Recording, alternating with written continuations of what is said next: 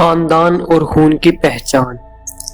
سلطان محمود غزنوی کا دربار لگا ہوا تھا۔ دربار میں ہزاروں افراد شریک تھے، جن میں اولیاء، کتب اور ابدال بھی تھے۔ سلطان محمود نے سب کو مخاطب کر کے کہا، کوئی شخص مجھے حضرت خضر علیہ السلام کی زیارت کرا سکتا ہے؟ سب خاموش رہے۔ دربار میں بیٹھا ایک غریب دیہاتی کھڑا ہوا اور کہا، میں زیارت کرا سکتا ہوں۔ سلطان نے شرائط پوچھی تو عرض کرنے لگا، 6 ماہ دربار کے کنارے چلہ کاٹنا ہوگا، لیکن میں غریب آدمی ہوں، میرے گھر کا خرچہ آپ کو اٹھانا ہوگا۔ سلطان نے شرط منظور کر لی۔ اس شخص کو چلہ کے لیے بھیج دیا گیا اور گھر کا خرچہ بادشاہ کے ذمہ ہو گیا۔ 6 ماہ گزرنے کے بعد سلطان نے اس شخص کو دربار میں حاضر کیا اور پوچھا تو دیہاتی کہنے لگا، حضور کچھ وظائف الٹے ہو گئے ہیں، لہٰذا 6 ماہ مزید لگیں گے۔ مزید 6 ماہ گزرنے کے بعد سلطان محمود کے دربار میں اس شخص کو دوبارہ پیش کیا گیا تو بادشاہ نے پوچھا، میرے کام کا کیا ہوا؟ یہ بات سن کر دیہاتی کہنے لگا، بادشاہ سلامت، کہاں میں گناہگار اور کہاں حضرت خضر علیہ السلام، میں نے آپ سے جھوٹ بولا، میرے گھر کا خرچہ پورا نہیں ہو رہا تھا، بچے بھوک سے مر رہے تھے، اس لیے ایسا کرنے پر مجبور ہوا۔ سلطان محمود غزنوی نے ایک وزیر کو کھڑا کیا اور پوچھا، اس شخص کی سزا کیا ہے؟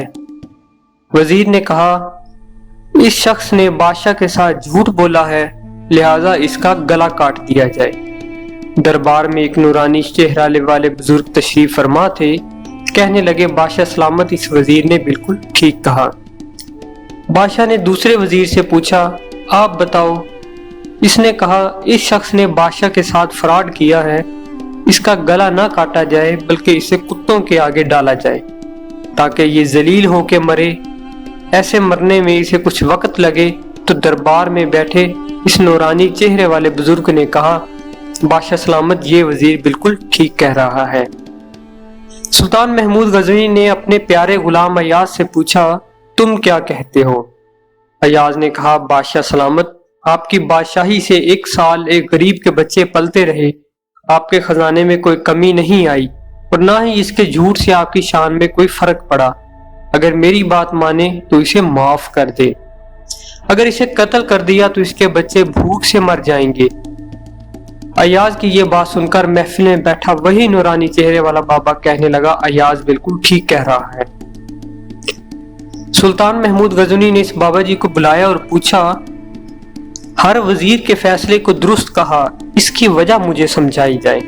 بابا جی کہنے لگے، بادشاہ سلامت، پہلے نمبر پر جس وزیر نے کہا اس کا گلا کاٹا جائے وہ قوم کا قصائی ہے، اور قصائی کا کام ہے گلے کاٹنا۔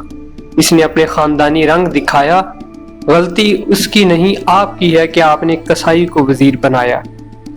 دوسرا جس نے کہا اسے کتوں کے آگے ڈالا جائے، اس وزیر کا والد بادشاہوں کے کتے نہلایا کرتا تھا، کتوں سے شکار کھیلتا تھا، اس کا کام ہی کتوں کا شکار ہے، تو اس نے اپنے خاندان کا تعارف کرایا۔ آپ کی غلطی ہے کہ ایسے شخص کو وزارت دی، جہاں ایسے لوگ وزیر ہوں وہاں لوگوں نے بھوک سے ہی مرنا ہے۔ اور تیسرا ایاز نے جو فیصلہ کیا تو سلطان محمود سنو، ایاز سید زادہ ہے۔ سید کی شان یہ ہے کہ سید اپنے سارے خاندان کربلا میں ذبح کرا دیتا ہے، مگر بدلہ لینے کا کبھی نہیں سوچتا۔ سلطان محمود اپنی کرسی سے کھڑا ہو جاتا ہے اور ایاز کو مخاطب کر کے کہتا ہے، ایاز، تم نے آج تک مجھے کیوں نہیں بتایا کہ تم سید ہو؟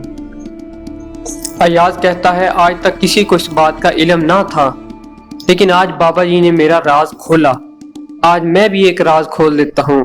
اے بادشاہ سلامت، یہ بابا کوئی عام ہستی نہیں، یہی حضرت خضر علیہ السلام ہے۔